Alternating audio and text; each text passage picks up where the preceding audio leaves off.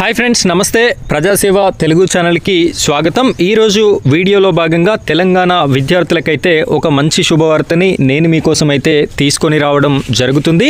అది ఏమిటి అంటే, తెలంగాణ రాష్ట్రంలో ఉన్నటువంటి విద్యార్థులందరికీ కూడా ప్రతి ఒక్కరికి రేవంత్ అన్న పేరు మీద ఒక కిట్ని అయితే పంపిణీ చేయాలి అని చెప్పేసి రాష్ట్ర ప్రభుత్వం అయితే ఆలోచన చేస్తుంది. అందులో 22 రకాలకి సంబంధించినటువంటి వస్తువులు అయితే ఉంటాయి అని చెప్పేసి మనకైతే తెలియజేయడం జరుగుతుంది. అయితే ఈ యొక్క కిట్కి అర్హులు ఎవరు, ఏ విధంగా అప్లికేషన్ చేసుకోవాలి, ఎక్కడ అప్లికేషన్ చేసుకోవాలి, కావలసినటువంటి ధృవపత్రాలు ఏముండాలి అనేటటువంటి పూర్తి వివరాలని నేను మీకు ఈ వీడియోలో అందిస్తాను.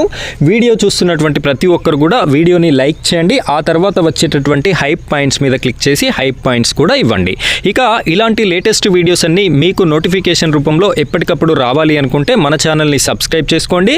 పక్కనే ఉన్నటువంటి బెల్ ఐకాన్ పైన ట్యాప్ చేసి ఆల్ అని సెలెక్ట్ చేసుకోండి. ఇక మనం వీడియో టాపిక్లోకి గనక వెళ్ళినట్టయితే, ఇక్కడ ప్రముఖ దినపత్రికలో వచ్చినటువంటి ఆర్టికల్ని పరిశీలించినట్టయితే, రాష్ట్రంలోని ప్రభుత్వ విద్యా సంస్థల్లో 1 నుంచి 10వ తరగతి చదివే, ఇక్కడ 1వ తరగతి నుండి 10వ తరగతి చదువుకునేటటువంటి విద్యార్థులకి హాస్టల్లో ఉన్నప్పటికీ లేదా స్కూళ్ళలో ఉన్నప్పటికీ కూడా వారికి ఈ యొక్క 22 వస్తువులతో కూడినటువంటి కిట్ని పంపిణీ చేయాలి అని చెప్పేసి రాష్ట్ర ప్రభుత్వ పెద్దలైతే ఆలోచన చేస్తున్నారు.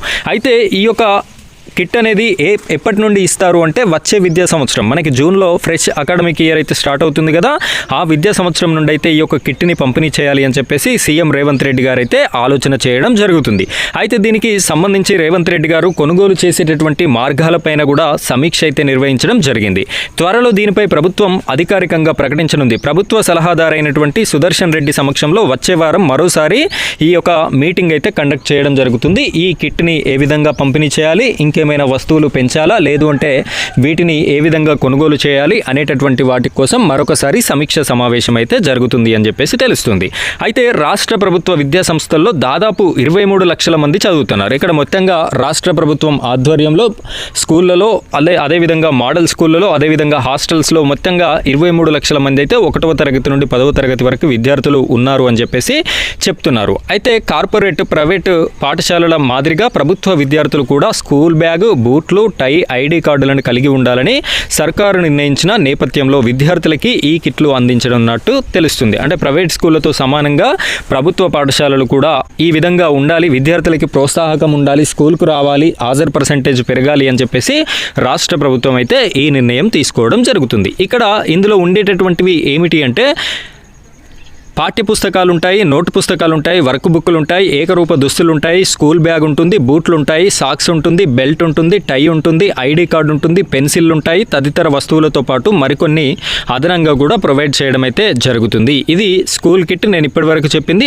ఇక్కడ హాస్టల్ వాళ్ళకి చూసుకున్నట్టయితే మనకి ఏకరూప దుస్తులు ఉంటాయి, పుస్తకాలు ఉంటాయి, బూట్లు ఉంటాయి, తదితర వాటితో పాటు వాళ్ళు అక్కడే ఉంటారు కాబట్టి దుప్పటి, sports dress, PT dress, blazer తదితర వస్తువులు కూడా ఇవ్వడం జరుగుతుంది అని చెప్పేసి తెలుస్తుంది. ఇంకా కొన్ని ఆదిలాబాద్ లాంటి చలి ఎక్కువగా ఉండేటటువంటి జిల్లాలలో వారికి శాలువా లాంటి చలిని తట్టుకోవడానికి ఉండే విధంగా శాలువా లాంటి వస్త్రాన్ని కూడా ఎక్స్ట్రాగా ఇవ్వడం జరుగుతుంది అని చెప్పేసి తెలియజేశారు.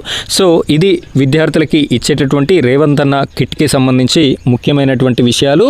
దీనికి సంబంధించి నెక్స్ట్ ఇంకా అప్లికేషన్ తేదీ, అదేవిధంగా కావాల్సినటువంటి డాక్యుమెంట్స్ ఇవన్నీ కూడా రాగానే నేను మీకు మరో వీడియోలో అందించడం జరుగుతుంది. అలాంటి వీడియోస్ అన్నీ మీకు మిస్ కాకుండా రావాలి అనుకుంటే మన ఛానల్ని సపోర్ట్ చేయండి. Thank you friends, thank you very much.